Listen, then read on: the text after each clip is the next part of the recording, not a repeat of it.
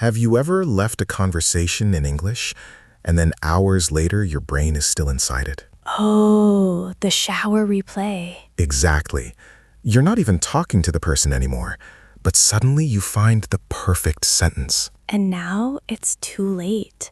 The moment passed, the conversation ended, but your mind keeps going.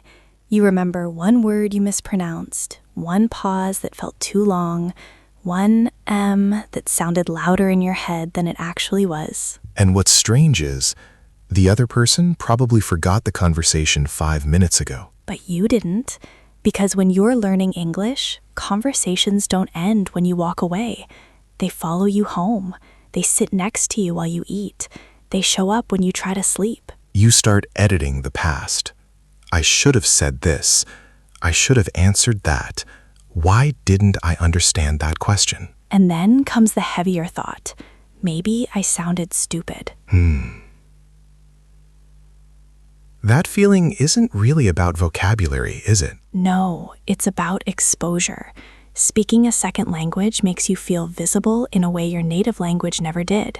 You're not just sharing ideas, you're sharing hesitation. Your pauses, your accent, your searching for words, they all feel public. So your brain does something interesting. After the conversation ends, it tries to repair it. It replays the moment again and again, as if you could go back and fix it. But you can't, and that's why it keeps looping. Not because you failed, but because your mind thinks you're still being evaluated. Even when nobody is evaluating you. Exactly. English learning becomes emotional memory. Your brain doesn't record only the sentences. It records how you felt while speaking them.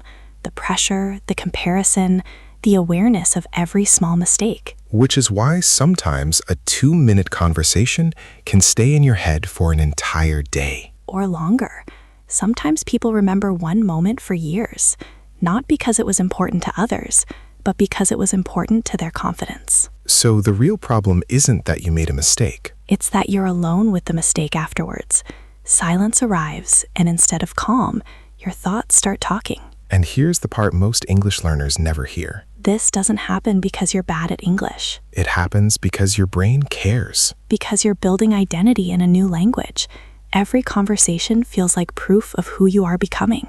So your mind goes back, searching for certainty, searching for control, searching for reassurance that you're progressing. But instead, it finds doubt. And that's why tonight we're not just talking about conversations. We're talking about why your mind refuses to let them go, and what that actually says about your growth, your confidence, and your fluency. Because maybe those replays aren't a sign you're behind. Maybe they're a sign something deeper is happening. So let's slow down for a moment and look at what your brain is really trying to do when it presses replay. Hey, before we go deeper into this, can we pause for just a second? Yeah, because if you're listening right now and thinking, wait, this is exactly what I do, you're not alone. And that's important.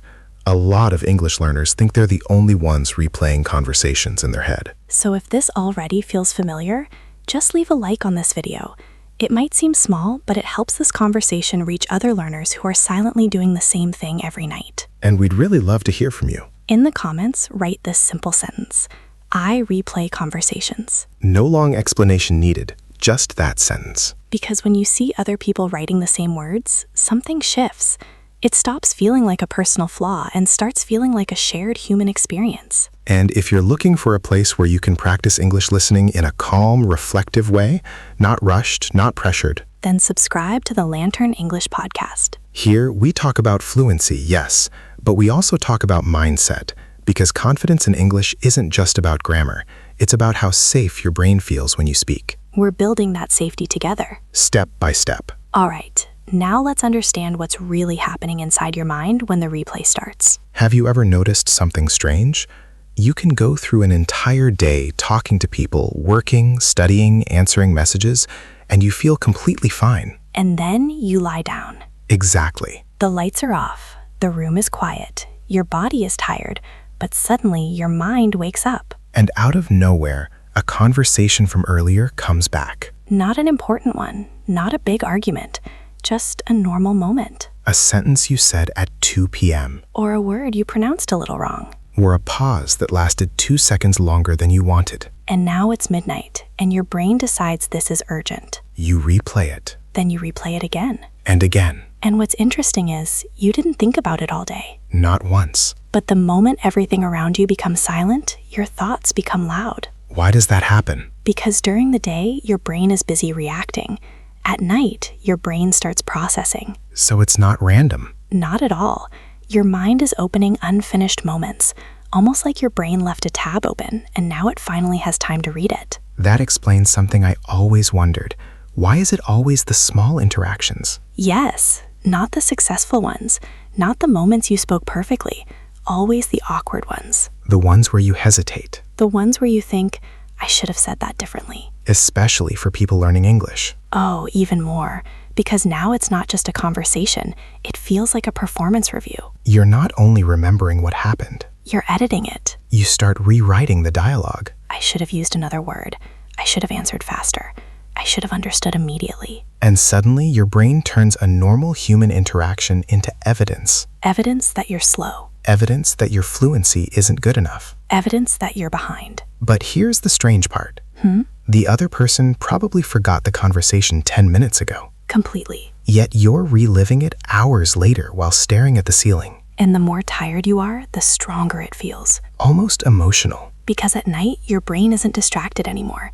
No notifications, no scrolling, no background noise. Just you and your thoughts. And that's when something deeper starts happening. The conversation you're replaying isn't really about the conversation. No. It's about how you see yourself in that moment. And why that moment suddenly feels so important, we'll explore next. So the conversation comes back.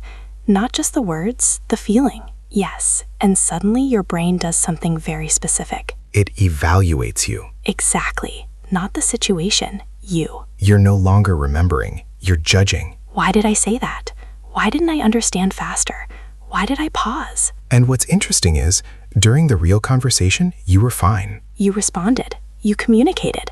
The interaction happened normally. But at night, your brain upgrades it into a test. A test you think you failed. Especially in English learning. Because language exposes hesitation. When you hesitate in your native language, you don't question your intelligence. But in English? You question your competence. And your brain starts building a story.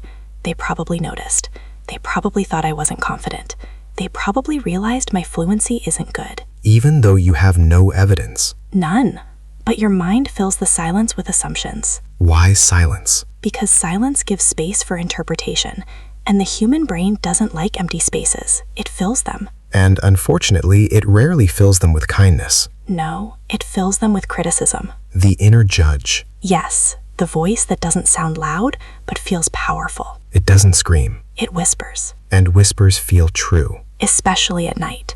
Your logical brain is tired, but your emotional brain is still active. So your mind connects language with identity. Instead of thinking, I'm learning English, you start thinking, I'm bad at this. Which is very different. Huge difference. One describes a process, the other defines a person. And this is where the replay becomes painful. Because now you're not reviewing the conversation to learn. And that version doesn't always feel as sharp, or as funny, or as confident as you feel in your native language. So the replay might be your brain reacting to the gap between who you are and how you sounded. Yes, that gap creates discomfort. Because identity feels unstable. Think about it. In your first language, you're spontaneous. You express nuance. You control tone. In English, you simplify. You search. You hesitate. You choose safer words. And afterward, your brain goes, that wasn't me. Exactly. And that's the sting. It's not, I used the wrong tense. It's, I didn't sound like myself. That explains why the replay feels emotional, not technical. Yes, because it's not about language mechanics. It's about self-image. So when someone replays a sentence at night, they're not just correcting grammar. They're defending identity. Wow. And here's where pressure enters again. If you equate fluency with competence, then hesitation feels like incompetence. Even if it's not true. So your brain tries to restore status through analysis. Next time, say it better. Next time, be smoother. Next time, don't pause. But that mindset turns growth into performance. And performance creates tension. Which reduces natural fluency. It's ironic, right? Very. The more you try to protect your identity through perfection, the more fragile it becomes. So what's the alternative? Expanding identity instead of defending it. Meaning? Accepting that the English version of you is still building. Not incomplete, just under construction. Exactly. You're not less intelligent in English. You're just earlier in expression. That reframes everything. Because if your identity feels safe, the replay loses its urgency. And instead of hearing, "you sounded stupid," you hear, "you're practicing." That shift changes anxiety into awareness. And awareness supports fluency. So maybe the night replay is a signal, A signal that you care. and that you're in transition. Which is uncomfortable, but powerful. Because identity growth always feels unstable at first. Especially in language learning. But here's the thing. If identity is expanding, then maybe the replay isn't something to fight. Maybe it's something to respond to differently. Exactly. And that response might be simpler than people think. Simpler? Yes, it might start with one quiet sentence you tell yourself before sleep. And that's where this becomes practical. Because the way you end the replay determines how you wake up the next morning. So if the replay isn't really a problem, how do we stop it from draining us? I don't think we stop it. You don't? No. The mind reviews experiences for a reason. It's trying to learn. It's trying to protect you from future discomfort. So the replay is actually a learning mechanism. Exactly. The issue isn't that the replay happens. The issue is how the story ends. The story? Think about it. What most people do. The memory comes back, and the final sentence they tell themselves is negative. Like, "I embarrassed myself." Or, "My English is bad." Or, "I'll never be fluent." Yes. And your brain stores that emotional conclusion, not the conversation itself. Meaning the next time you speak, you carry that emotion into it. Which increases pressure. And pressure blocks fluency. Right. But here's the shift. You can consciously change the last line. You can rewrite the ending. Exactly. When the replay starts, instead of analyzing every word, you acknowledge one thing you did right. Even something small? Especially something small. Maybe you understood a question faster than before. Maybe you didn't switch to your native language. Maybe you stayed in the conversation 30 seconds longer. So the brain registers progress instead of threat. Yes. Your mind doesn't need perfection to feel safe. It needs evidence of growth. That reduces anxiety, And when anxiety lowers, confidence slowly rises. which supports natural speaking. You're teaching your brain, this is a learning environment, not a danger. So the replay becomes reflection instead of criticism. Exactly. Instead of "I failed," the ending becomes "I'm building." That changes the emotional memory attached to English. And emotional memory is powerful. Your brain remembers feelings more than words. So if the feeling shifts from shame to progress, You'll approach the next conversation differently. less avoidance. More willingness. And willingness creates practice. Practice creates familiarity. Familiarity creates fluency. See? The replay didn't disappear. It transformed. It became useful. Yes, because here's the truth. Your mind isn't trying to punish you at night. It's trying to help you improve. But it learned the wrong language, self-judgment. And now you're teaching it a new one, A growth mindset language, which takes repetition. just like English learning. So tonight, when a conversation reappears in your head, Pause, breathe, and say one sentence to yourself. what sentence? I showed up, and that counts. Simple. But powerful, because your brain begins to associate English with safety instead of pressure. And when the brain feels safe, It learns faster. so maybe the replay isn't the enemy. Maybe it's the moment your mind is waiting for reassurance. And reassurance builds confidence. Which means the conversation didn't end when you said goodbye. It ended when you decided what it meant. Exactly. And the meaning you choose tonight quietly shapes how you speak tomorrow. Hey, if you stayed with us until this moment, I want to say something honestly. Yeah, because this episode was probably a little personal for a lot of people. If you recognized yourself in those midnight replays, you're not strange and you're definitely not alone. And that's actually why this podcast exists. The Lantern English podcast isn't only about vocabulary or grammar. It's about fluency and mindset, learning English without carrying pressure all the time. So if this conversation made you feel a little calmer or understood, this is probably a good place for you to stay. You can subscribe to the channel. It helps you, but it also helps other English learners find a safe place to practice listening. And before you leave, take 1 second to like the video. It sounds small, but it actually tells YouTube that this conversation should reach someone else who is overthinking their English right now. We'd also really love to hear from you. In the comments, write this exact sentence. Tonight, I will be kinder to myself. Short, but meaningful. Because sometimes confidence in English doesn't start with speaking better. It starts with thinking differently. And if you look at your screen right now, you'll see the next episode waiting for you.